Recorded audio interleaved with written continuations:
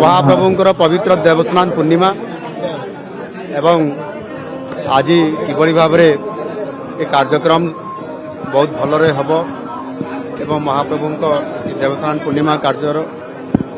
अवसर रे मंगल आरती एवं जो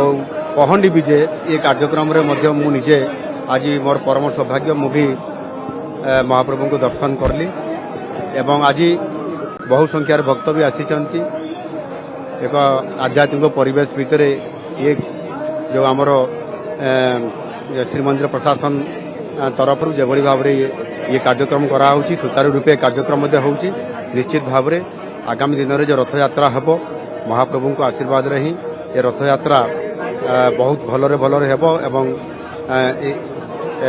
सारा ओडिशावासी सारा विश्ववासी जो भाव में ये मंगल हम और से आज ठाकुरंकर ये जो देवस्नान कार्यक्रम निश्चित भाव में ये गोटे बहुत भल कार्यक्रम होती ये गोटे हूँ